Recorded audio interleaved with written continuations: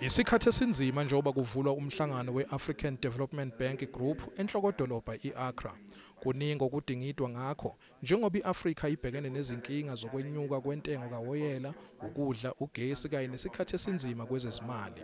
Umengameli waseGhana uthi impi yase yeRussia Ukraine yenze isimo sabanzima kakhulu emazweni aseAfrika.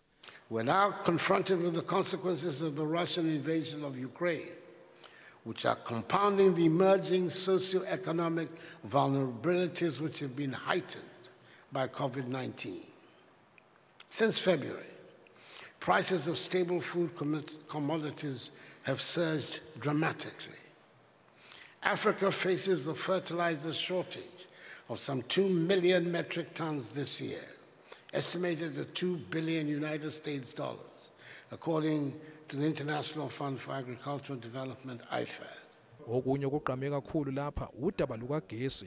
Iningizimu Afrika iyodwa nje idinga okungenani imali engango-27 billion US dollars ukuze iphume kugesi ophehlwe ngamalahle. Umengameli weAfrican Development Bank Group uthi uyayeseka iningizimu Afrika. The bank is currently working with the government of South Africa in support of its efforts for just energy transition, for example. We are also working closely with the G7 countries to leverage their $8.5 billion financing promise for South Africa. Our approach at the African Development Bank will allow South Africa to raise $27 billion. Kanti kukhona nokwesabela ukuthi kungase kuwohloke umnotho emazweni wonke. Ungqongqoshe wezezimali kuleli uInokgodongwana uthi kuyamkhathaza nakuba uhulumeni ezokweseka abaswele.